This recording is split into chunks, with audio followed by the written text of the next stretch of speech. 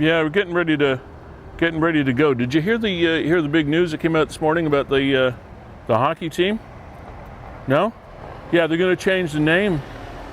That's what I hear. I mean, it's just a rumor. To the Niagara Ice Dog. Well, they've traded everybody away. There's like only one dog left, isn't there? A few? Oh, all right. Okay. Hey, welcome in to Season 4, Episode 2. Season 4, Episode 2. That's my little my little salute to our French community. That's about all the French I know. Sterry here as the host of Niagara 411 Live. We are fueled by Gales Gas Bars, as always. We are powered by WeeStream. We'll talk to Kevin Jack about that more as we get going. We are also supported, thankfully so, by Verge Insurance. And we are down here on St. Paul Street, St. Catharines, our hosts at Fiddler's Pour House. Not Poor House, that's, hello, Pour House.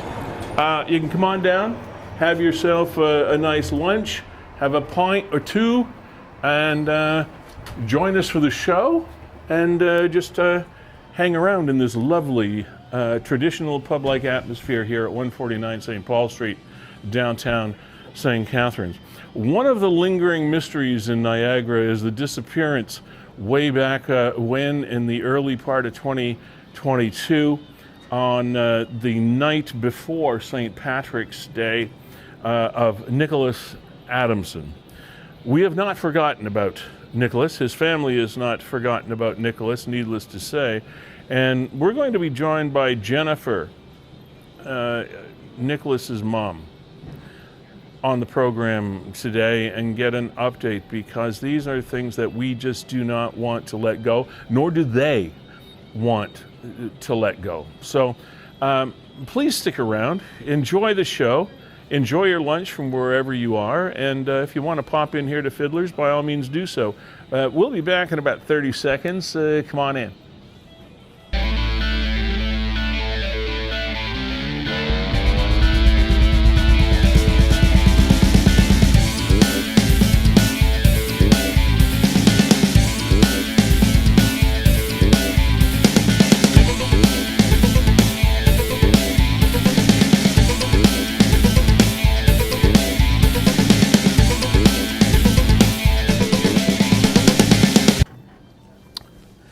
And we are live. Niagara 411 Live with Sterry. Thank you for joining us today. That handsome gent you see on the extreme right-hand side of your screen, making it look like he's really working hard and doing something productive, is Kevin Jack. He is the co-founder, along with Brandon Scram, of Canada's premier streaming service. It is called WeeStream. See, right here. And truly, it is a one-of-a-kind service. We'll have an opportunity to talk to Kevin a little bit more about that as the show goes on. Kevin, how are you? Welcome into this episode 2 of a brand new season. How you doing? I feel good. You know, it feels like feet are finally under me, and I'm ready for 2023. You know, kids are back in school now. Still holiday. Yeah, kids are back. There's a little bit of normalcy now across Niagara. Yeah. The storm is behind us. We got mild temperatures and ready for There's so much stuff to talk about today, Lee, so I'll let you get right to that. There's a lot going on. And like I said, we have Jennifer Adamson, Nicholas's mom, coming on at about 12:15. Joe Vieira is the fellow that we're going to be talking to from Regional Towing. It's a company owned by Miss Sue Metcalf, and they had probably one of the most unique towing rescue experiences that they've ever had, and that was the rescue of a doomed horse, and managed to save him, and what a story. We'll talk to Joe Vieira about how they did this this past week at about 12:40 today. We're going to have our friend, the blogger Nigel, coming by with one of his great video stories. And as a musical guest, we have Ryan Thomas Smelly, who's going to be performing a song called Easier Said Than Done, and a ton of things in between there as the show goes on. First of all, we want to talk about we seem to have had a lot of dog stories over the last little while, but this one is very, very scary, and there really is no explanation yet about how this has been happening. A dog found to have ingested cocaine and marijuana while on a walk in St. Catharines. Something in the air. Excuse me. I don't want to sneeze. We are live. An owner walked her dog on January 10th, yesterday, along 12 Mile Creek in St. Catharines, Glendale and Glenridge area. Well, it's just, oh my goodness, excuse me. I knew that was going to happen, Kevin. My apologies. I don't know where that came from. Maybe outside in the office. Okay, 12 Mile Creek, St. Catharines, Glendale and Glenridge, right over my left shoulder, as a matter of fact. If you walk straight that way, you're going to find this spot in St. Catharines. At approximately 6 to 6:30 in the p.m., the dog appeared very ill. Couldn't walk. The dog was rushed to the emergency vet and was tested. Now, a lot of people, we've had dogs for years, and sometimes when dogs get sick, you just sort of they'll get over it. They've got tough constitutions. But in this case, God bless the owner, that the dog was rushed to the emergency vet, was tested. They found significant amounts of cocaine and marijuana and possibly even traces of fentanyl in the dog's system. Thankfully, the vet was able to administer the equivalent of, for us, would be naloxone. I don't know what they call it for an animal. And it'll be monitored overnight, meaning into today. The prognosis is unknown at the time of this post. They probably know more at this time because it's 24 hours ago almost. The vet advises that they have seen 6 other similar cases from this same area recently. 6 other cases. Kevin, the owners would like to warn the public to ensure this doesn't happen to anyone else's pet. Thank you, and I'm glad this was posted. Now, so that's a total of 7 cases that we know about of animals that have ingested cocaine, marijuana, and perhaps certain doses of fentanyl, which, as we know, even in people at certain levels can be fatal, and it doesn't take that much. And it's just so strange that this material, these chemicals, drugs, would be left lying around because, I mean, Kevin, in my experience, people that deal with or use, especially cocaine, they sort of covet that thing. It's not like they just sort of toss it around. It's something that they pay good money for. Yeah, I mean, these and they want to use. Why would they just leave it laying around? Yeah, these are expensive and hard to acquire drugs. Yeah, marijuana, not so much. You can get it from anywhere legally but now. And but fentanyl, but fentanyl, that's freaky. And then how 7 dogs. How are they left around in such a manner that the dogs find them? Like, are they baiting them? Well, dogs have incredible sensory capabilities. I know, but I could only imagine. Like, you can't just sprinkle it on the grass. Are they in little baggies? Maybe you can. Are they? Maybe you can. I mean, dogs' sensory capabilities. Their sniffers are. Could this be one case where, like, the cops were chasing them down the creek or something like that, and they said this is 7. I know, but maybe they just threw all the drugs they had on their person into the bush. I suppose that's a. I'm just wondering. It's so bizarre. It makes as much sense as any other scenario. And I mean, you see and let's just go through some of the comments, Lee, because this is a really disturbing story. I mean, so many dog owners, you have to think that if you're going out on a public trail or to a public park or something like that you and your dog are going to be safe. And right away, Lee, both you and I thought back to another case that we heard about in October that was at the quarry in behind Brock University, or at least the Brock University residences. And that shows up in the comments as well from Joanne Hubley. Yeah, so Joanne says, oh my God, it's epidemic for our pets and wildlife as well. Really hoping this dog is okay. Definitely not out of the woods yet. Praying hard. Please report to police. And since it's City of St. Catharines, please report with them too. My case was a regional site and have not made any inroads with getting help for future prevention after my dog died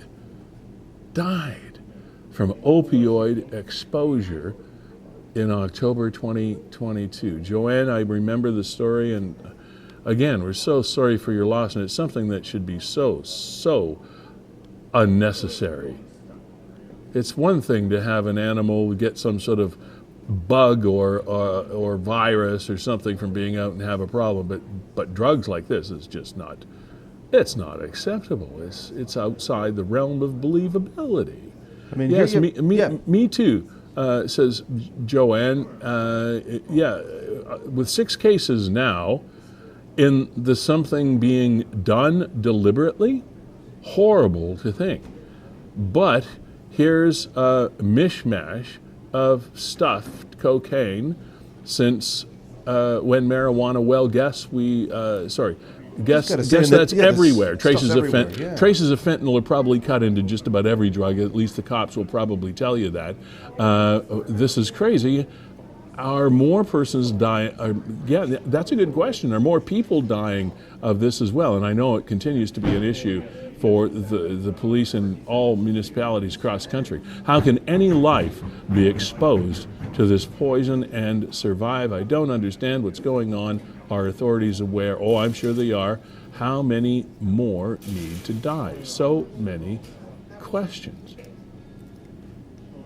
There has to be a theory in law enforcement here, Kevin. There has to be a theory that we're not hearing. I mean, here's Sterry that also says, hey, this happened to my dog after a walk to the park on Ventura Drive. After consulting with the emergency vet, it was decided he would be fine by the morning, and he was.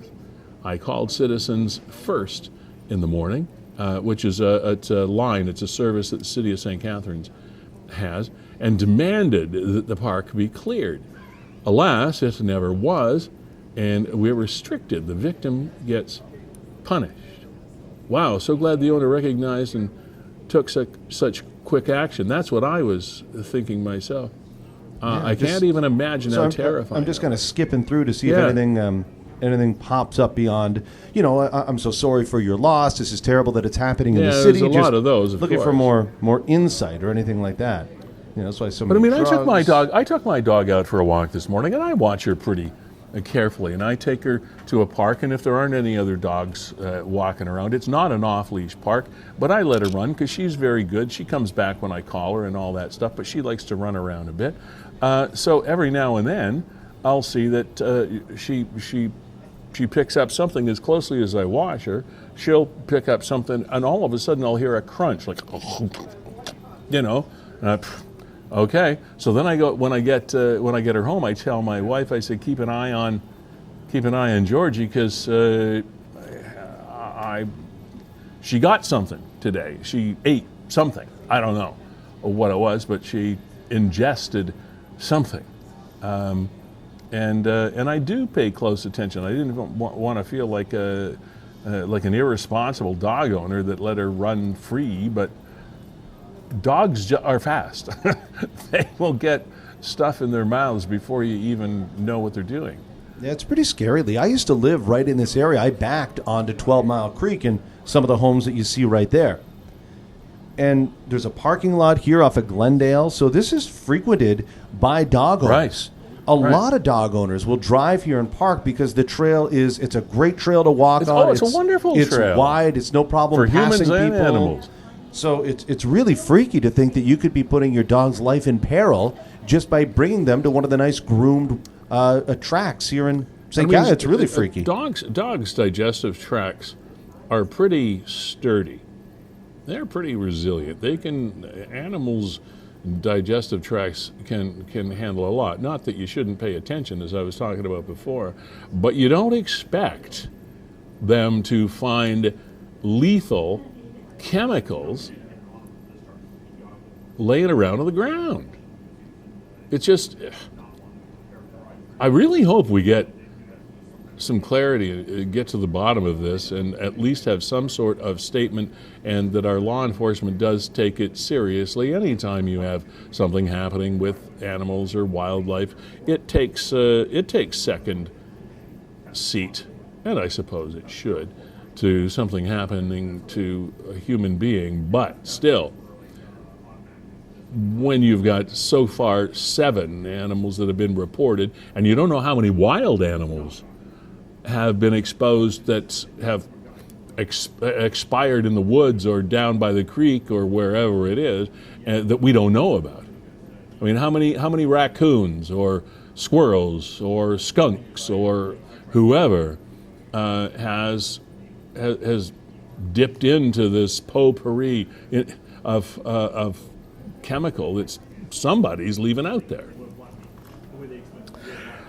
Jennifer Adamson, to take a quick left turn here, is the mom to Nick Adamson, who went missing on the night before, and I stress this, the night before St. Patrick's Day 2022. He was in a bar with his friends. He went out with a phone. He called his mom to get some money, which is what we know, and then couldn't get back in, and then he's been missing since. Mrs. Adamson, Jennifer Adamson, joins us now. Hi, Jennifer. How are you today? Okay, how are you?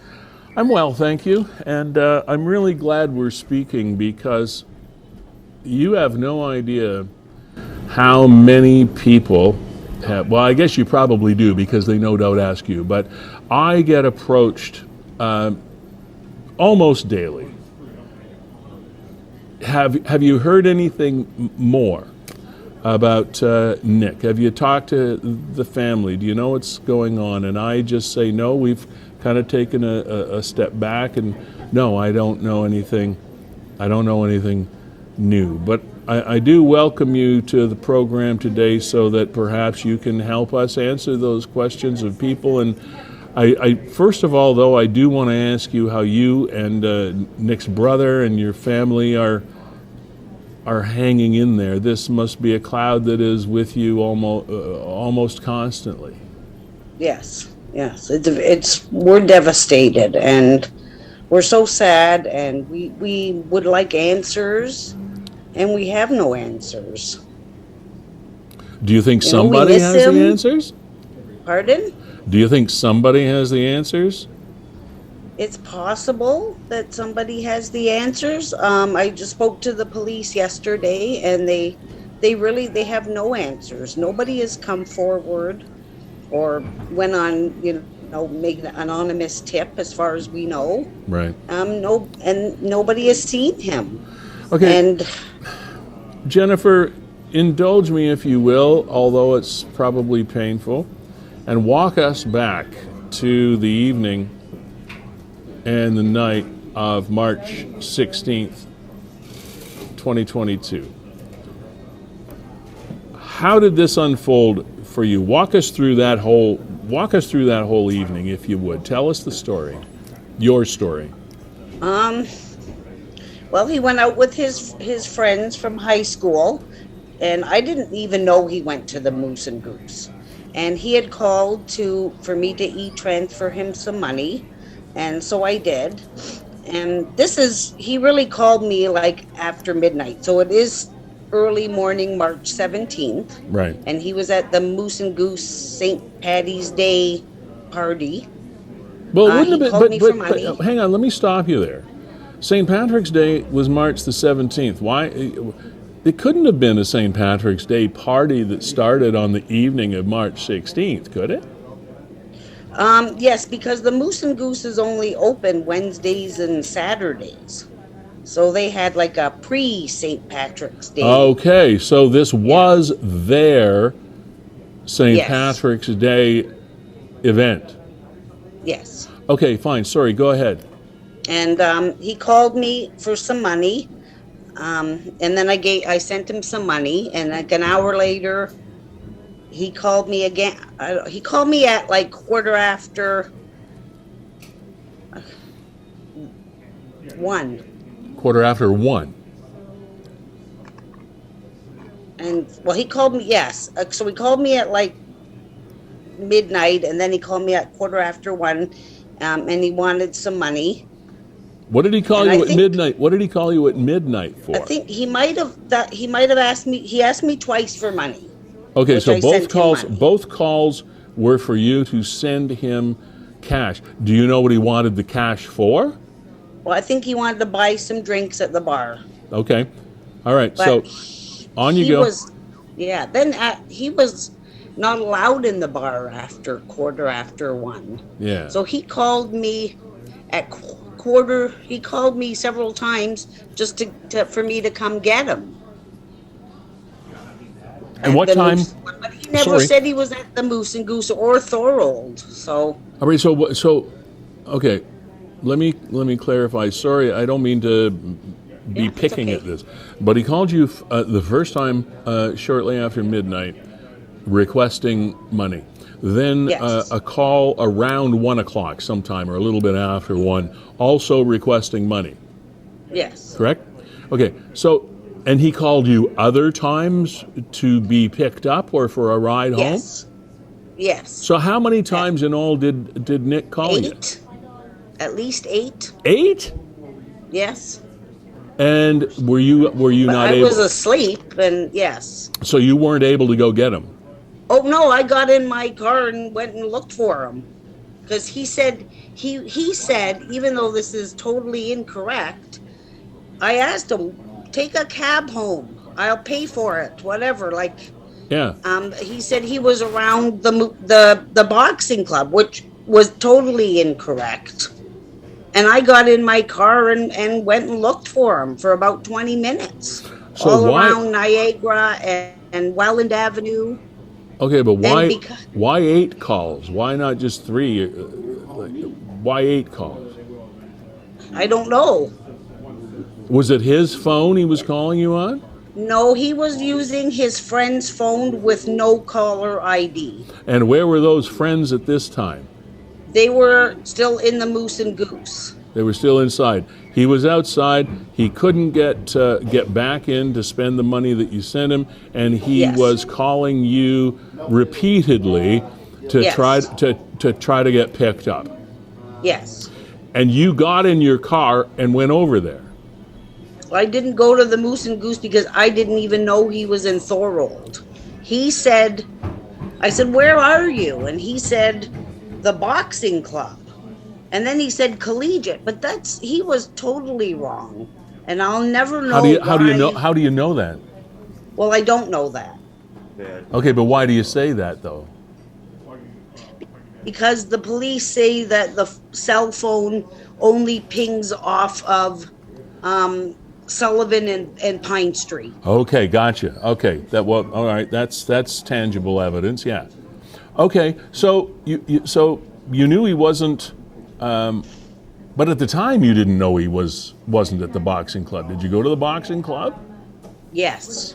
So that's where you went. And all around Welland and Niagara and. Did you ever go back to the Moose and Goose? I didn't know he was at the Moose and Goose. Okay. Yeah, I never knew that. Okay. All right. So walk us through the rest of the night now. You're driving all over the place. You don't know where your son is. Yeah. He's called you. I phoned his cell phone. I got no answer. His cell phone he left at his friend's house. Okay.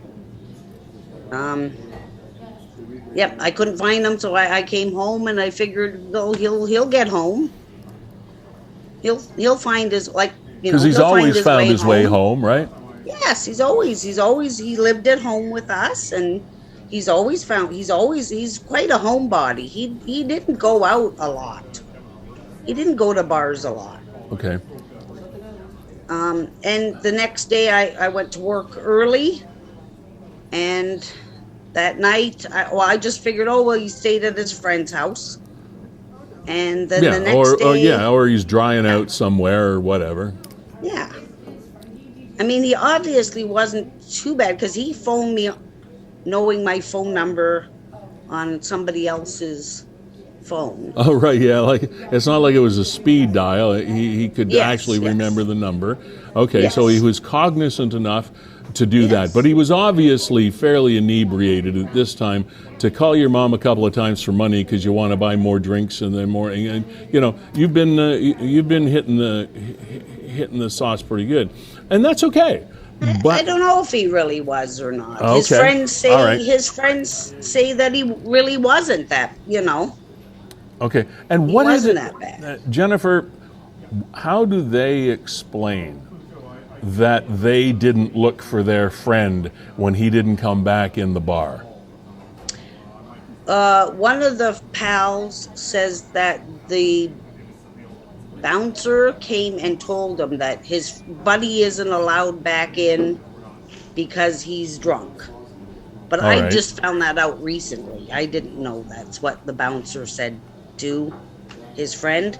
I don't know why they didn't. They went out after around 2:00 and looked for him. Well- They said they couldn't find him. They went to the Timmy's. They went, But he was using one of their phones, right? yes, and they called him. This seems weird to me. Yeah, they called, the friends called that phone, and he didn't answer it.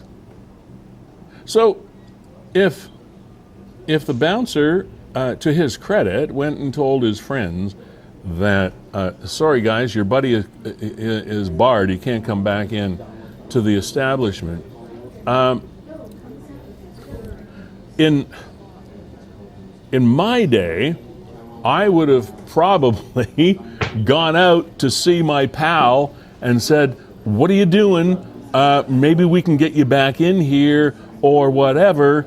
It's just like they left him on his own. And it just seems, I'm sorry, Jennifer, it just seems like an almost strange story for a group of friends to act that way, to me. I don't know.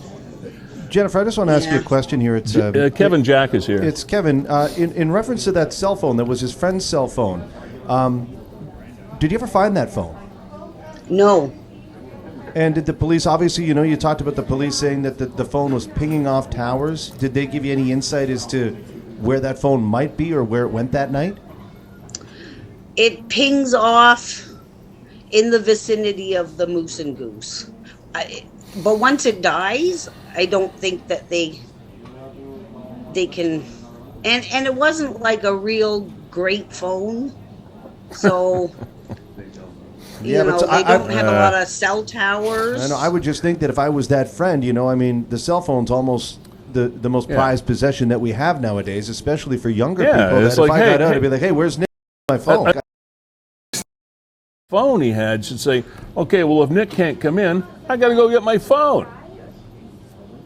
Yeah, they phoned him because we have the phone records. They did phone it. He just didn't answer the phone. Whether he was phoning me at the same time, I'm not sure. Okay, so you drove a lot. I'm trying to connect the timing dots here. You drove around. Obviously, you were frantic because you didn't know where your son was. How long Yeah. did you drive around trying to figure out if you could see him or not? How long until you gave up and went home? Like 15, 20 minutes. Okay. Yeah, I hear you, Jennifer. At that time, you think, Really, yeah, the boxing club is not that far from my home. Right. So you think So he's gonna make his way home, or he's with one of his buddies? Yes. But my concern is here is a young man at 2:00 in the morning, downtown Feulled, in a white short sleeve button up shirt, and nobody saw him. And a policeman didn't drive by and say, what are you doing out at this? And you know what? That night was foggy. It had been very warm. You know what? I remember that. You're right. It was like really 18 kind of dense. degrees. And then that night it was foggy. So I'm driving out looking all over Niagara and Welland, and it was foggy that night. Now, what about the bouncer? Was the bouncer, to your knowledge, stationed inside the Moose and Goose, or was he stationed outside? Because if he wouldn't let Nick back in the bar, he must have left Nick out there too. Yes, according to the police, he had a discussion with Nicholas, and then he went back in the bar and the doors closed. Okay.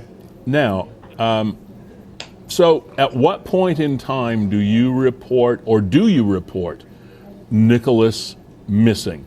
The morning comes, you're probably waiting till if he was drunk or whatever, he could sleep on until the afternoon. You never know if he's over at a buddy's house or whatever it is. Yeah.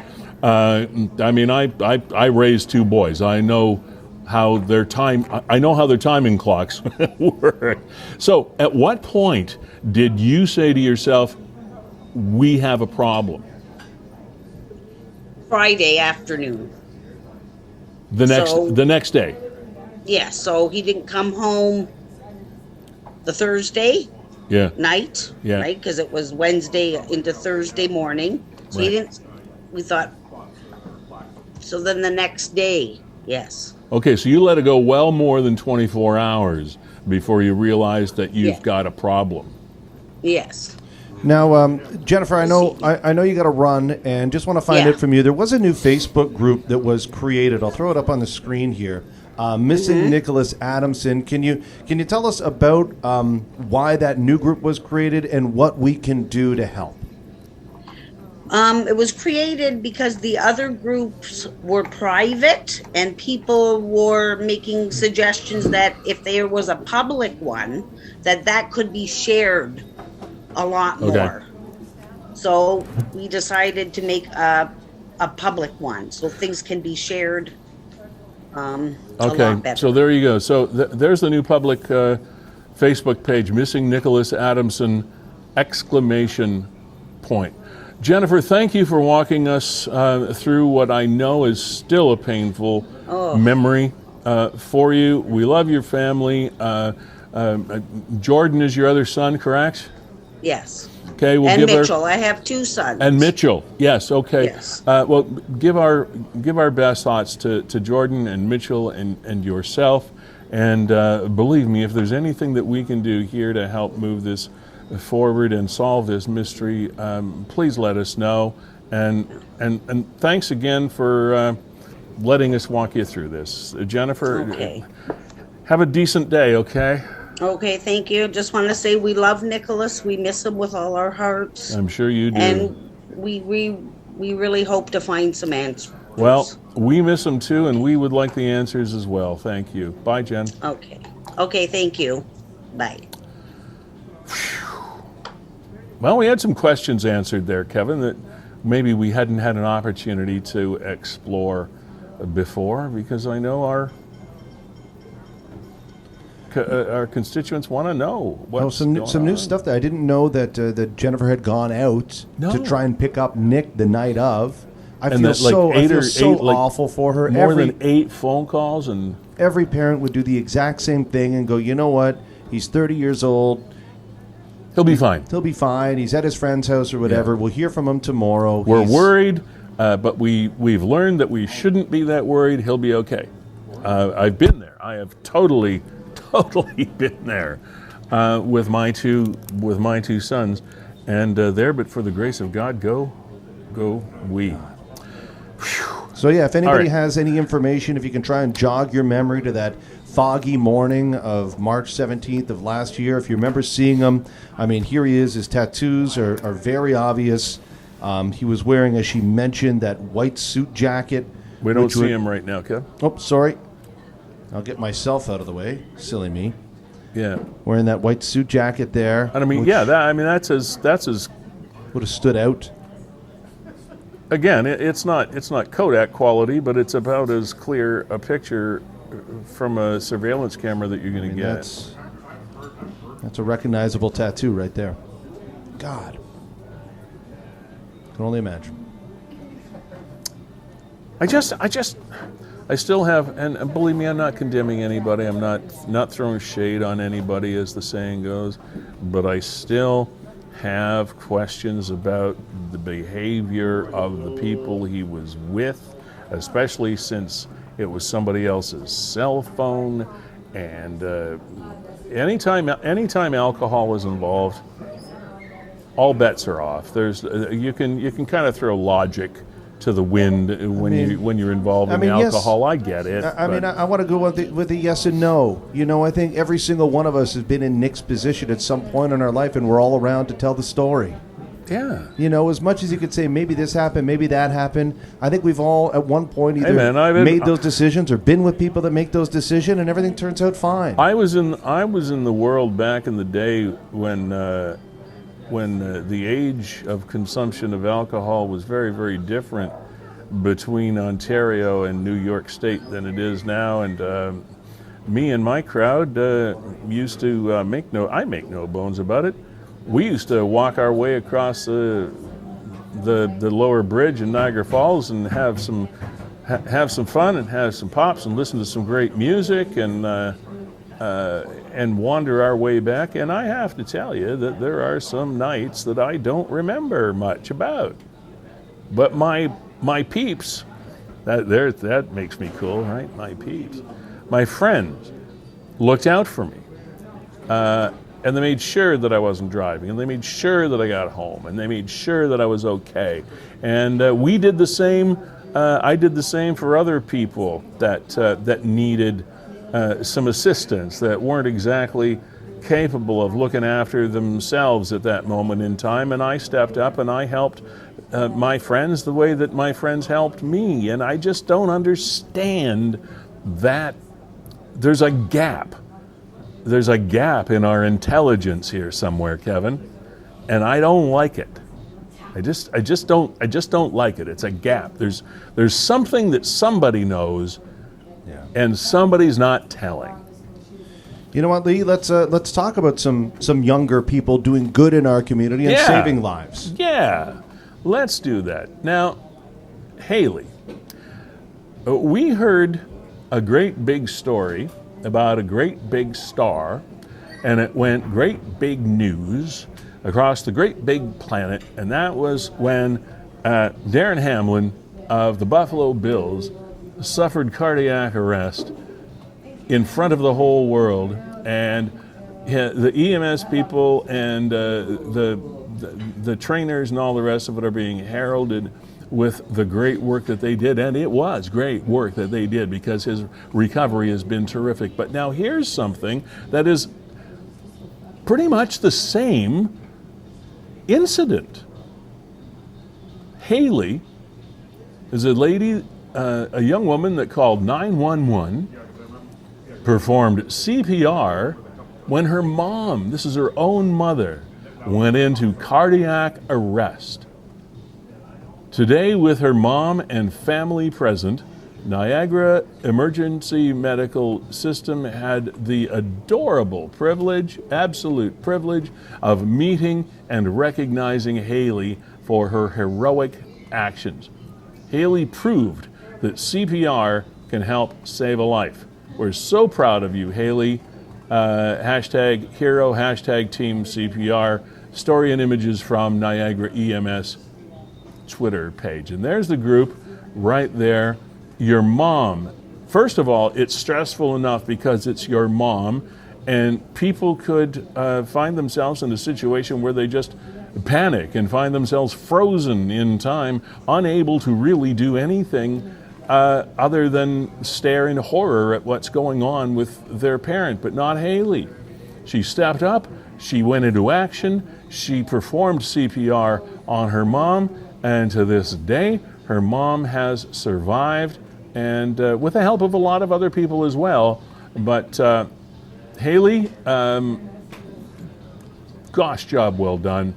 And I can't imagine how your mom must feel that her daughter saved her life, which ostensibly you did, and how you must feel that you had the technology in your head and the ability and the skills to be able to administer the CPR processes properly enough to make sure your mom's okay and was breathing again, etc., until all of the official help arrived on scene. So well done, Haley, and to Haley's mom, I hope you're doing okay.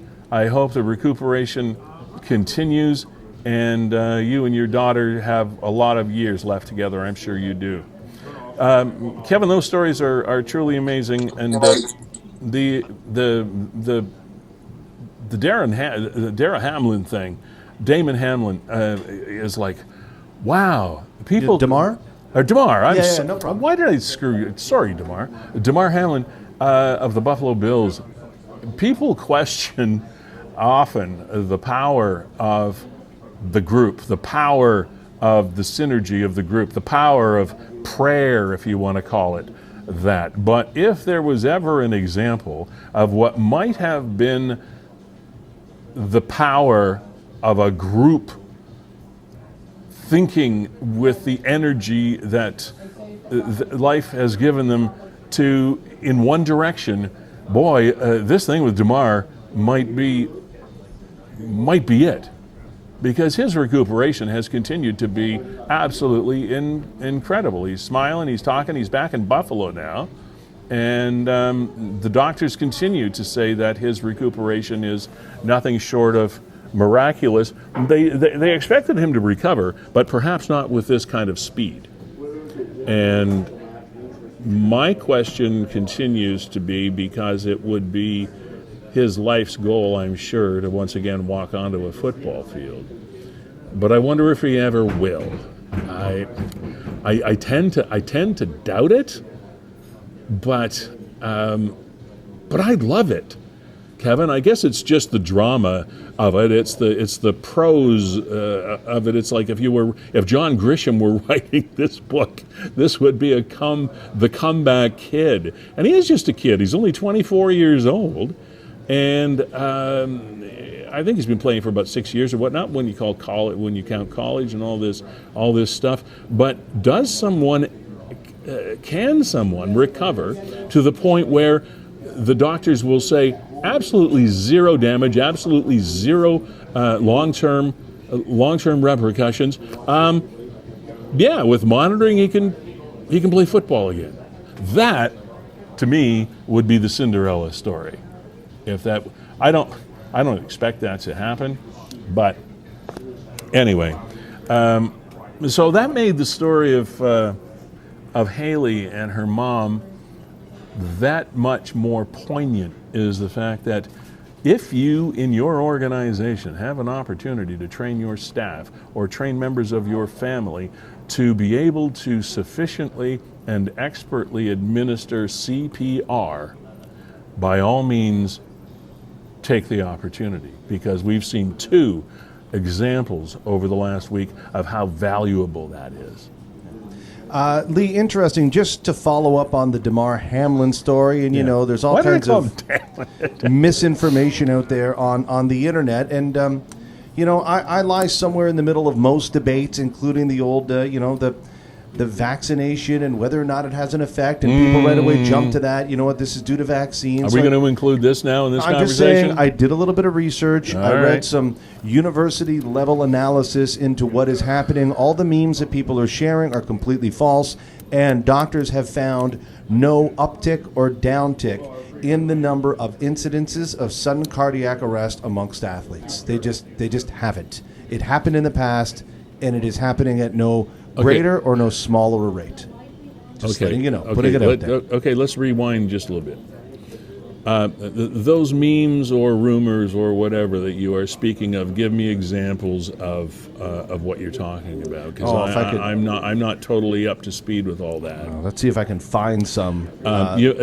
You connected it when you were talking, first of all, with the vaccines. Are there people connecting it with the vaccine? Oh, absolutely. There are reports out there that, and even the scientists say that yes, with the vaccine there is a slight increased risk of some sort of heart condition, mitochondriosis or something like that.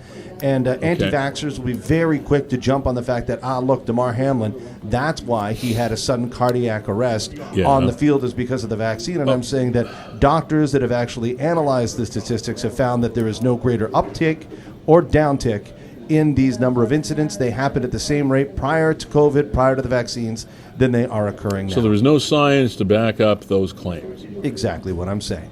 Okay. And I saw specific memes, and I did a little bit of research. But then again, you're going to have people say false. that, they manipulate the science. They're not telling you the real science. The science is backing itself up because they don't want to be made to. And you know what, Lee? It's unfortunate. So I'm reading a university-level analysis through the Associated Press, and in their story, they talk about the fact that Tucker Carlson on Fox News quoted this misinformation. So I don't know if you want to call that mainstream media, but you wonder where people. To me, if Tucker Carlson says it, it's got to be true, and I guess I shouldn't think that, right? But it's completely false, based on fabricated science and huge assumptions that are not statistically valid. I used to be a fan back in the day of a number of people, including Tucker Carlson, that have gone off in the pursuit of their own truth. And I'll just leave it at that, because the last thing I'm going to do is get into a left-wing, right-wing debate between CNN and Fox News. They can handle that debate betwixt and between themselves, as used to be said. But when things are absolutely proven to be false, how can you continue to propagate that myth? But then again, they say, well, it's not false. You're hiding the truth. Anyway, we're going to move on. Because one day Tucker might be proven to be right. We just don't know. I never thought I'd hear myself even whisper that out loud. There was a horse, ladies and gentlemen. There have been many horses. And there will be many horses in the future. In this case, is a 20-year-old horse, lived a long life. He got stuck, and I mean stuck, in the mud. Look at that vehicle coming out there. Oh my word. So, Joe Vieira and Regional Towing were put on the case because this horse could not get out of his situation. Couldn't move. He's stuck. Look at the poor thing. God,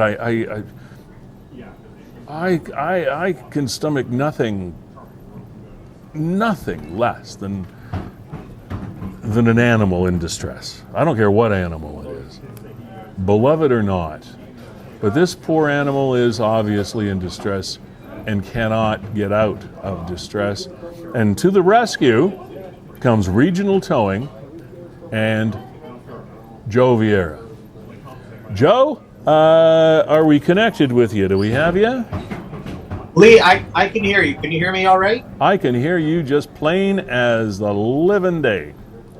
Perfect. Thanks so much for having me on the show. Hey, man, it's my pleasure. First of all, how did you get the call? How did you find out when? Walk us through that, the beginning of the call to what you discovered when you arrived at the scene. Well, Lee, if you could believe it, this call came in just like any other call, except when I got the call from my dispatch team, I grabbed my radio and I said, "Pardon, did you say a horse?" And then there was just dead silence. So I phoned into my dispatch team and I said, "You said there's a horse stuck in the mud and they need you there ASAP." And I said, "A horse? Okay." So luckily I was only about 10 minutes away and I drove out there as fast as I could get there. But when I got there, it was jaw-dropping. I really wasn't ready for what I saw there. And what was the location again? Pinpoint the location for us.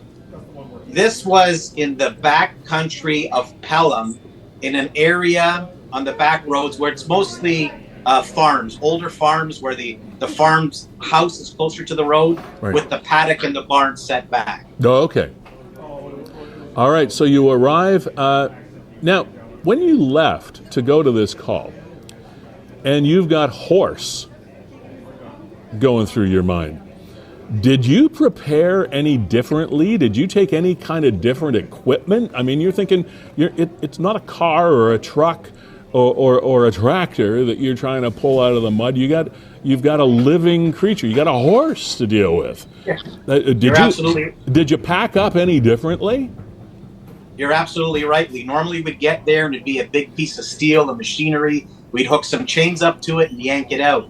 But this, being a living creature, we had to think a little differently. So typically on our trucks, we only have chains, some soft straps, but luckily, being a barn, we were able to utilize some of her soft ropes and rig this horse up very carefully in order to extract it from the mud that it was in. Okay. So once you got there and assessed the scene, what happened next? Well, once I got there, it quickly, first of all, I looked at it and I was stunned. I often don't get to a job and say, what am I going to do here?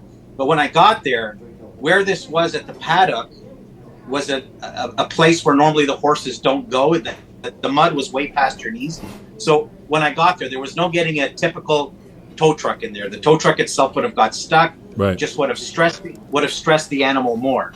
So on my fleet, we have something called a Can-Am Maverick. It's the utility-built off-road vehicle, and it basically can go in and out of anything, and it's very light. So I didn't have it on scene at this point, but I quickly called into my dispatch, and they had it out to me within 20 minutes. Okay.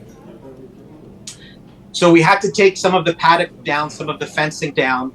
And we're showing this thing on the screen right now that looks a little bit like a Roadster, and it's sort of a lime green color. That's the machine. I bought that machine specifically for when police, law enforcement calls us to get a vehicle out of some deep bush or stuck in some deep mud. I said this is an excellent opportunity to use this for this animal. All right, off you go. Tell us the rest. So we took down the fence. I had my worker come in, Reinhold Week. He came in, he drove it slowly, and now we had to figure out a way, because this animal is weighing close to 2,000 pounds. We just don't want to yank on it, hurt its limbs, hurt its ligaments. So we got a very soft rope, and we attached it to its hind quarters. But down towards the leg, closer to the hoof, we cinched it, not too tight, but with a special kind of knot that I'd like to call it a choker knot. Yeah. Where it doesn't slip, but it doesn't hurt the animal. Okay. Once it was tied up to its hind quarters, we hooked it up to our Can-Am buggy, and Reinhold, under my direction, carefully drove it out and out of this quagmire that was in, out of this soup of quicksand, up to higher ground where it was dry. The only way we could save this horse was to move it to a place where it could eventually stand on its own. Yeah, because when we look at the pictures, he was obviously terrified, because he keeps trying to get up, but he can't. Yes. He can't get his footing. He can't get his weight underneath him without slipping. Lee, this was part of the problem. Every minute that went by, not to sound too grim, but this horse was closer to death. We are theorizing the horse fell down in the wee morning hours between 4 and 5 in the morning, and we only got the call at like 10:30. So if you can imagine, he'd been laying there for hours. Correctly. So he's frozen. He's extremely exhausted. When I looked in his eyes, he actually closed them a few times, and that's when I would perk him up just to keep him going and alive. Otherwise, we were going to lose it. Okay, so now you've got him hooked up, and you were able to slowly slide him to higher ground? Correct. That idea I had worked perfectly, because it didn't put too much strain on his body, and was able to unstick him from the mud and bring him up to higher ground. But once he was on dry ground, we thought he would get off on his own, but this horse was so near deathly that it just couldn't do it. And it was frozen. Its legs were just sticking out in a shaking fashion. And I'm no veterinarian, but I could see that it was cold. So we devised a system with a tarp, and we made a makeshift tent. I think you can see it in one of the videos. We put a makeshift tent over it with a construction style heater on it. Yeah, got to get that. some blood. Yes, to make some blood flow in this animal with one last attempt where it can regain its strength and finally get it back up on its feet. Wow. Now, how and then how long until the animal? Were you still there when the horse did get up on its feet? Yes, I was there right from the beginning. I sort of took control of the whole situation, even though I'm not really a horse person. But myself with the horse owner, Sue Metcalf, we worked together on how to do this. We brought a wheel loader in. It's like a skid steer, front wheel loader, if you will. Yeah. We put tarps around its bum, its rear end. We're watching it now. Yes, and we carefully, with 3 or 4 people on the one side, lifted up its bum, and that took about 4 or 5 attempts before it finally got up and was very, very wobbly. But it was touch and go for a bit there. Holy cow!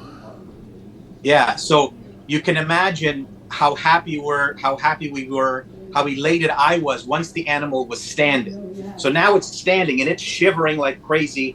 It's wobbling still, but we held it up at the hind quarters so it wouldn't fall down. If you know anything about animals, yes. Once they're down, they're pretty much goners, right? Absolutely. Yeah. Wow. Now, how long did from the time you arrived there? We know you got the call about what you said, 10:30, something like that? Roughly around 10:30. Yeah.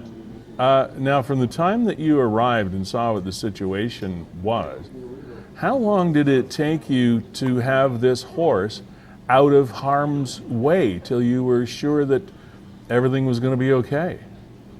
Lee, if you can believe it, in my mind, it felt like half an hour had elapsed. But in reality, 4.5 hours went by. Wow. So in a crisis situation, when you're trying different methods, shoveling, ropes, trying to nudge it along to get up, this 4.5 hours just completely flew by. And now this was not a young, virile, full of piss and vinegar type animal. This is a senior citizen of the horse world. That's correctly. I found out after we rescued it through the owner. It's a 20-year-old Clydesdale by the name of Jackson. Wow. But now, what did the owners say to you when this was all over? Sue must have been sort of beside herself. Well, Lee, to be quite honest, she pulled me aside away from everybody after we were all calmed down a bit. And she goes, "Okay, what do I owe you for this?" And I said, "Well, you don't owe me a thing. This one's on the house. It's a live animal. I'm just glad I could help. And Really? It's alive." And then you could see she got emotional. And actually, she paid me in a very, very long extended hug, which felt great and just helped the mood of complete joy after saving this thing. God bless you. I tell you, there are things that are rewarding in and of themselves, and you must are going to be taking this glow with you for the rest of your life, because that was a hell of a thing for you to do. It's so truly, everywhere I go, people are joking with me, calling me the horse whisperer. I walked into a restaurant. Yesterday, a local restaurant here, and they clapped for me and said, "It's the guy who saved the horse." So the accolades that are pouring in on my social media and in person is really overwhelming. I don't really think I'm deserving of it. I think anybody would have saved this animal, but it is still very nice to receive those. Of course it would be, and I don't disagree with you, because whenever people see wildlife or a pet or any sort of animal in distress, especially if you have the knowledge and the wherewithal to be able to help, people will do that. What is always amazing to me, and not just yourself and the things that you guys and ladies do at Regional Towing, but I guess it goes back to some of these reality shows that we see where people have the skills and the knowledge that you do, and then being able to use that creatively in a situation that you've never been faced with before. It's like, Lee, okay, yes. You know what I'm saying? Lee, you've absolutely nailed it. After 20 years of owning this business, all the different type of rigging I've done on big rigs, tractors, cars that have rolled over, it absolutely 100% helped me in figuring out how to get this horse out uninjured. Because somebody without your expertise would have never been able to figure this out. That horse could have been seriously hurt. I'm just speculating here, but someone else maybe might have tried to just pull it out by its neck, and it was so quagmired in this mud, it was half buried, it probably would have sustained a killing injury to it. So have you followed up afterward, Joe? Do you know how Jackson is doing now? Actually, yes, I speak to Sue quite regularly, the owner of the horse. I just spoke to her about 2 hours ago. She sent me pictures. The horse is thriving. It's like it never even happened to him, and he's doing real well. Well, God bless you, and thank you for coming on to tell your story. Now, there's something else aside from Jackson that I want to touch base with you on. Sure. That's the really good news side of this story. And every time we think about the fact that we have another reason to have great faith in humanity, somebody comes along and wrecks the mood. In this case, that usually happens. Yeah. Yeah. Well, in this case, you were robbed yourself. Yes. If you can believe it or not, Lee, I had social media really is powerful. I can't believe how many people have come up to me on this, but I had one of our tow trucks parked on Boxing Day, and somebody in a brand new F-150 Lariat Black decided, we caught it on video, decided to back up to it. 2 occupants got out and cleared all my toolboxes out of all my towing equipment. Now, was this before or after the horse? That was before the horse. Before the horse. So, yes. So you were missing a lot of equipment when you got the call for the horse. I have quite a large fleet with trucks with more equipment. Oh, okay. But still, it was annoying that somebody would go and take the tools that we work with to feed our families and just blatantly steal them like that was annoying. Now, as you described the truck that came up, out of which these 2 people got and took your stuff, you described a fairly high-end, expensive vehicle. It was brand new, Lee. So these people weren't down and out drug dealers looking for equipment to hawk. They knew what they were taking. It looks like somebody in the same industry as me, but what's throwing me off again, it's a brand new Ford F-150, and the way they did it, they drove in off of Glendale, quickly backed up to it, knew exactly where they were going, and just cleaned out all of my equipment. Luckily, we have video footage, which the NRP is trying to unpixelate so we can get the license plate and hopefully some redemption here with my stolen stuff. Did you get any registration information at all? Any license plate numbers at all? They're a little blurry for me to make out. All I can say is the Niagara Regional Police are working on it to clear it up. Jeez. So, and then you have the opportunity after this to turn around and play the Good Samaritan of all Good Samaritans, and you still go ahead and do it. And I know that you're one of the folks that throws up some advertisements and promotions, etc., on Niagara 411, and obviously, I have total support for Nick working with you because you guys, you and your team are incredible. So now they didn't harm your vehicle or anything. They just took the tools. Yeah, they didn't harm it. They just, you can see them quickly open up the toolbox. They rifled everything out, loaded it up in their pickup truck, and then drove off. But the truck itself is fine. All right, Joe Vieira, Regional Towing. Thank you so much for taking time out of your day to come and share your story with us. An amazing story it is.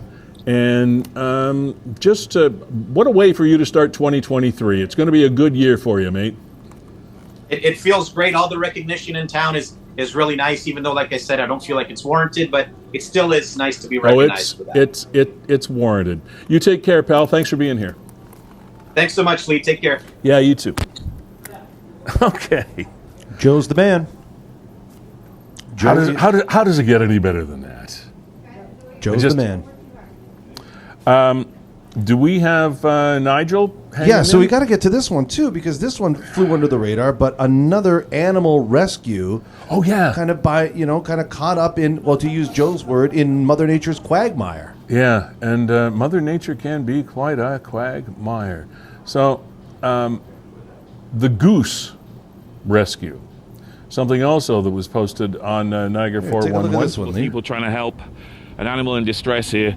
I'll only post this if there's a good outcome. So if you're watching this, something good's come of it, we hope. Well, how the weather has changed. We got this goose. Huh? Oh yeah. And he's completely stuck in the ice. But he's alive. So we're just trying to... The guy I'm with, what's your name? Chad. Chad managed to get his hand underneath. So he's warm, but he's encased at the front, where the wind's blown all the ice. So I think if we can get this ice off him here, off the goose, we might be all right. So you're just slowly chiseling him off. I've got a container. If we can get him free to put him in. I'll skip ahead here. We'll deal with one at a time with our... Anyway, even by the palm wood, anyway, it's just going to be for another 24 hours and the warm weather comes back. Wow.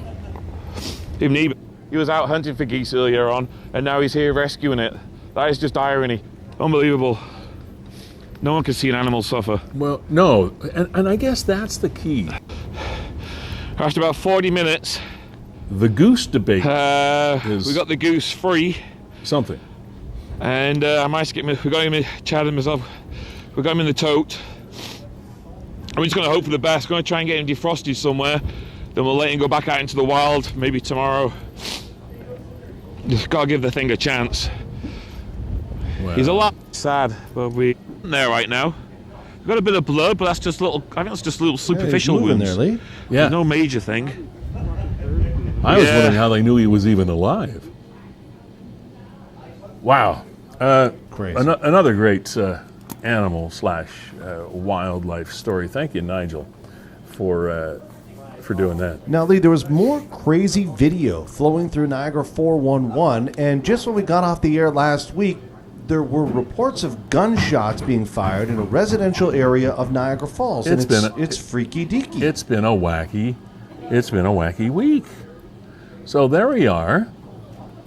Niagara Regional Police Service, Armstrong Drive home struck by gunfire on the 4th of Jan, 9 o'clock at night. Niagara-on-the-Lake, Niagara Falls uniform officers with the NRPS were responded to a Niagara Falls home for reports of a shooting. Officers arrived on Armstrong Drive near Lauren Court. This is also near Montrose Road and Lundy's Lane, so that kind of gives you a frame of reference. The initial investigation determined that the homeowners had been within the residence when, sorry, it's a little blurry there. Oh, when suddenly at least 3 bullets were shot through a front window. No one in the home was injured, and they sought refuge in the house and called 911. Attending officers found evidence of at least 3 bullets having been fired at the home. They're investigating.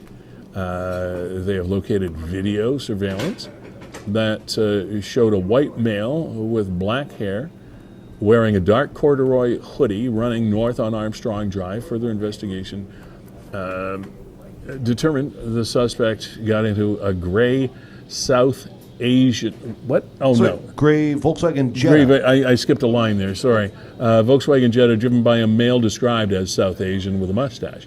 Officers have not yet located the 2 unknown suspects. And there they are. So at first we were dealing with this. Again, we have unclear footage, but I mean, that's what we were dealing with. And then a day or 2 later, that video that they were talking about surfaced, and it's alarming. A residential street in Niagara Falls. Get ready for it, Lee. which has normally been kind of a quiet, sleepy sort of area, has 3 bullets shot through their front window. Sorry, I forgot to move the video over. That was 4. And I think that's what it was. I think it ended up being 4. So this was, I think what the police say was the suspect, I guess, casing the joint, if that's still a phrase. And it's on a circle, like a cul-de-sac, by the looks of it. So this is... Holy crap. So he walked through there and then out of camera view. So it must have been a house over to the right. And then walked back down the street. All right, so here he is walking down the sidewalk, and then he'll go out of... The sound must not be synced up. If that's the guy that did it, well, it must be, because then now he's running away. Yeah, you can see it sounds a little screwy for us, Lee, but for the audience watching, it'll be in sync. And yeah, you're right. He just gets out of frame, and the guns go off. And then, boom, bolts down the... Motivation. Obviously, Kevin, it's not just sort of random, I feel like shooting this house. There's somebody in that house that he wanted to shake up, if not hurt. And yet there was a reason for it. And you read all the comments, and people that live on that street and neighbors seem to suggest that, no. Now, you never know your neighbors. No, you don't. But they seem to suggest, no, I don't know what you're talking about. It's a family there. Everybody's good. Yeah, the other thing is you don't know your neighbor's friends either. You might know your neighbors, but you don't know your neighbor's friends. Or enemies. That's freaky, Lee. Yeah. There are strange things happening. That horrible fatality I know this wasn't in Niagara, thank goodness, but terrible fatality on the 401 up in the GTA. A man and a woman in a car had to pull off to the side of the road. Then I guess the most dangerous thing you can do is get out of your vehicle when you're in a high traffic zone, but that's what they did. The gentleman got out, he was hit by a car. The car stopped, and then the woman was out, and a transport trailer truck, big 18-wheeler, came by, nicked them, hit them, and stopped for a second, and then kept driving. And they're looking for the truck. The man is dead. The woman is so far surviving, as far as we know. But there are so many, and Kevin, there are so many stories of pedestrians being hit. And I guess the reason I mention this is, please, folks, even though it seems like a long way to go, cross the street at crosswalks. Go to the lights. Go to the crosswalks with the blinkers or whatever it is. And when it comes to having to stop in traffic, don't take for granted that people are watching you. People are driving at high speeds. Kevin, there are just so many people, pedestrians hit, cyclists hit. And I know cyclists sometimes tend to weave in and out of traffic, but pedestrians being where they shouldn't be, how many people have we heard about in the past year or more that are walking across a street and where they shouldn't be crossing just because they don't want to walk half a block that way to get across the street? Now, it just frustrates me. There was an accident a couple of days ago, right around the Penn Center, where in fact it was the opposite, where the driver seemed to take evasive maneuvers to make sure that nobody got hit. Yeah. And I actually got a note from the kids' school, because our children go to school right in this area, and said they were at recess. And my kids said, yeah, we were at recess. And then everybody ran over to the fence to see what the noise was. And the reports are, if anybody saw this collision... So this is like Glendale near the 406? bang on. So that would be just kind of out front of Feulled Music if you were going to take the northbound Yeah, just ramp. before you Exactly. take the cutoff to go into St. Catharines. So the reports were from people on scene that the driver just lost his brakes. So if you can imagine, he's traveling eastbound along Glendale, coming up to that intersection. I he press on can't the stop. brakes. I can't stop. Where do I go? And it appears as though this was the maneuver to get into this area. Anywhere else, he would have either hit other motorists, maybe some pedestrians. This was the safest place to go, where only himself, his car, and maybe a light standard would be. So he did an okay thing. Absolutely. And some people, are quick to jump to assumptions in the comments, but the reality is, maybe you would have done something different, but choosing to go away from people has to be commendable. Well, yeah, you got to choose to bang yourself up as opposed to banging somebody else up, and after that you take faith in your vehicle and all of the claims that vehicle manufacturers make that, okay, if you hit something, we've got airbags, we've got structural safety features, we have all kinds of things. So if you're going to get hit or you're going to hit something, we'll keep you as safe as we can. And this fellow walked away from this, did he not? Yeah, that's my understanding. Maybe Yeah. medical attention or what have you, but I don't think. Well, he was seriously obviously injured. he would obviously have been shaken up emotionally, but so the car did its job.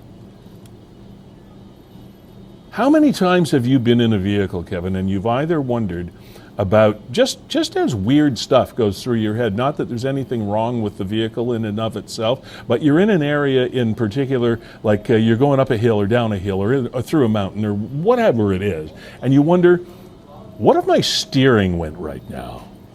What would happen if my steering failed? What would happen if my brakes failed? I can't stop this vehicle. Does that ever cross you? Like, does weird stuff like that ever cross you? Because it does mine. Yeah, I don't think you're alone, Lee. And you know what I think? I think it's really good to go through that in your mind so that if it does ever happen to you, you've already run through the thought process. Well, yeah, what am I going to do? What am I going to do in the situation where I reach down to the pedal and there's no brakes? And see, out west, people in Ontario don't have this, but when I drove out in British Columbia, I drove through the mountains a lot. And the transport, I would never be a truck driver in British Columbia. It's just it's bad news waiting to happen. But in so many different areas, they have what they call a runaway lane, and they'll have a sign up anytime that there is a significant grade going downhill, obviously. That truck drivers need to be aware of. They have runaway lanes so that if something happens that you've got a load and you're going a little too fast or something malfunctions in your vehicle and you know that there's a turn coming up and there is no way in hell that you're going to be able to maneuver that because your vehicle just is too heavy and it's not cooperating, there is a lane that they have cut into the hillside that goes straight up, and the drivers know that if they're not going to be able to navigate what's coming up, they just drive straight up that hillside. And eventually, the truck can't take the grade anymore, and it will slowly stop. And then they can regroup. And that's the safety factor that they use a lot of cases out there. Now, we don't have too many issues here where we have to do that, but holy cow, that must be scary. And Lee, I'm going to leave you with this one. I got to go set out the outdoor camera here for our big finale with our musical guest this week. Yeah. But you talked yesterday or a couple of days ago, large police presence on Chetwood. And then kind of the police a day later, here's a release kind of letting you know what we found. Oh, all right. So we have an update. Awesome. Okay. Large police presence in front of 88 Chestwood Street in St. Catharines. ESU asking residents to exit the building. Police stay well away from operations. Now, if you kind of scroll down there, you said we have an update. Well, the update is on the left side, and that's the gun they found in the residence. Oh, that's on the okay, yeah, cool. Yeah, that's the gun they found. We don't really have any more of a story about that. As opposed to what came up came up behind it. No, we don't know much more other than they found a gun in the residence. Yeah, So that's what that was all about. And some people here, I mean, you can read it here, some people have been arrested. Yeah, they arrested a couple of people later as well. Michael Roberts, St. Catharines, does not possess a valid firearm. A license, was arrested, charged with the following criminal offenses: possession of a firearm, other, careless storage of a firearm, weapon, etc. Bales Pritchard, 23, of St. Catharines, does not either possess a valid firearms license, arrested, charged with the following criminal offenses, same ones. Both Roberts and Pritchard are all being held for bail hearing to take place later today, meaning yesterday. Now, here's the thing that that we don't know. We don't know who alerted police to the fact that there might have been something going on there. Did somebody just kind of report that they had a gun? What was happening at the time? Now, you'll notice on the post on the right-hand side of the screen, Nick at Niagara 411 has said, comments shut off for police and residential safety. And that's what happens a lot with our media, is the fact that just to protect the people that are on site, comments of people that might be passing on more information than the law enforcement people want passed on will take the comments off there. But I'm sure there'll be another follow-up to that story. And while we're here and have a moment, and we've been so busy, every now and then it goes slips over my head, and I apologize to our sponsors for not talking to you and about you before now. Niagara 411 Live with Lee Sterry, Season 4, Episode 2, proudly fueled by Gales Gas Bars Limited, Niagara's living wage employer, as well as a Rainbow registered company here in Niagara. This is a busy time of year for them. They do fuel oil refills and all kinds of things around Niagara, and so we thank them for taking time out still to support us. Verge Insurance Brokers Limited, Mark Shirk, Blake Shirk, and the whole gang, thank you so much for being here as well. Fiddler's Poorhouse, Dave McFerrin and your staff, always so kind to us to make sure that we have a place to set up and do this little dance every day. Kevin Neufeld and the gang at Beau Chapeau Hat Shop, thank you very much again for helping me keep my dome warm throughout. I think I own that hat. I don't know. If I don't, I want to. But there's, and believe me, hats upon hats upon hats. At any given time, you got probably 10,000 hats for whatever reason or season or gender you may require. They're all there. You want to be Harrison Ford for a day? Go for it. You want to be Red the Hunter for a day? Go for that too. They're all there. And what a beautiful place to spend some time. You spend hours in there. And Kevin, the staff is amazing. Any question you might have about a hat, how can you pack it? How will it travel? What's it made of? How do we clean it?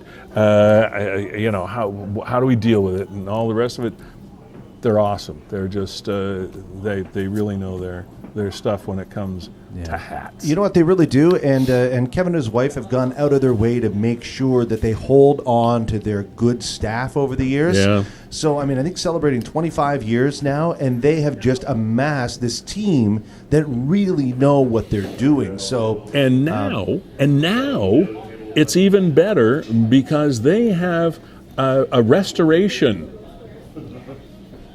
service there. I won't go into it because it's a long story right now. Actually, we should get Kevin back on the show, Kevin, to talk about this. We got a lot of Kevins around here. But they purchased equipment from one of the last places to do repair haberdashery, hat repair and building and making and shaping and all that stuff. They purchased this equipment from probably one of the last places in Canada to do this. I think it was in Hamilton, was it not?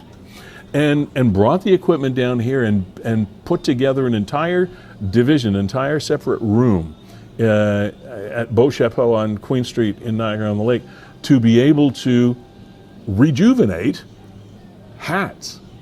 So, like, if you've got a grandpa's or a great-grandfather's or a great-grandmother's hat, bonnet, whatever, hanging around, and it's showing its age a little bit, a little worse for wear, they can. I would be flabbergasted if they couldn't help you bring it back to life. So that happens also at Beau Chapeau. So, and of course, my headgear. Always, I have quite a collection at home, and all of my stuff comes from there. I want to thank, again, Jennifer Adamson, mom to Nicholas Adamson, who has been missing since the night of March 16th going into St. Patrick's Day 2022. She filled in some blanks for us today, and if you missed that interview, you can review it by watching the show again, and I know Kevin will do an In Case You Missed It post as the weeks go by, or as the days go by, on Niagara 411 Live. Also, Joe Vieira, hero du jour, that stepped up and took his knowledge and gear and everything that he could possibly put to bear with saving Jackson the horse from dying in the mud in Pelham this past week. Just phenomenal. And also to Nigel and his friend threw that blog up. And as I said, there's always kinds of different conversations about geese, because that damn geese, they're so messy. Like, and that's our bird. That's like, but when push comes to shove, nobody likes to see an animal in distress. So kudos to them for, and I'm assuming the goose is okay. Like Nigel said, the goose lived, so he wouldn't put a post up if there wasn't something good at the end of it. So I'm assuming that the goose is still okay, and he's pooping on somebody's lawn as we speak. So coming up to play us off the stage each week, we have a Niagara-connected musician or band or singer. And this week it's Ryan Thomas Smelly.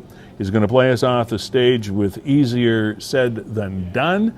And Kevin, we didn't have a chance to talk too much about what you guys do, but by all means, ladies and germs and business people all over Niagara, if you need an event or a meeting or anything at all, wedding, streamed for any and all to see in real time, WeeStreem is the place to go. And Kevin's your guy, along with his partner, Brandon Scram.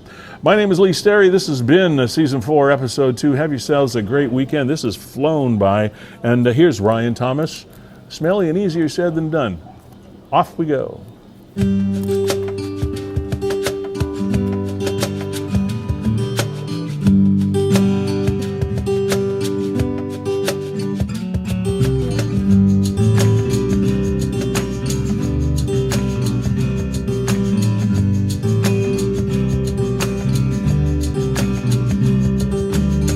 Everyone has a vice or two like you, but we all know what we should do. Instead we stay the same, not change. Is there really someone else to blame? I could get a move on or improve on myself, but there's no way waking up to find me saying that today is not the day. I'm gonna run the 5-minute mile, I'm gonna start to smile at everyone I meet. I'm gonna eat that healthy food, have the right attitude. I'm gonna offer someone else a seat. I'm gonna return that call, gonna write them all, get back to each and every one. Gonna take my busy time, but I know you'll find it's easier said than done.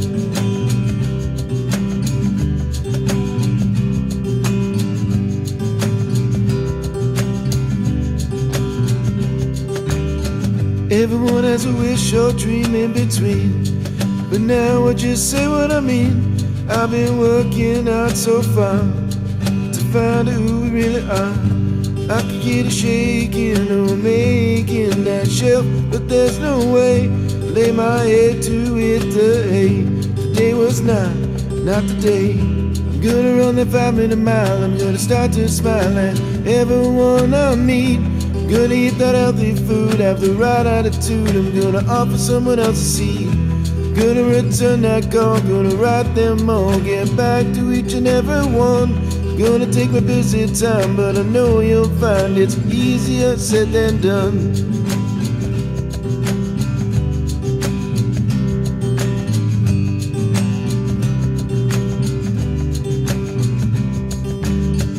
I'm the one, the only one that hasn't begun. It's easier said than. I'm the one, the only one that hasn't begun. It's easier said than done.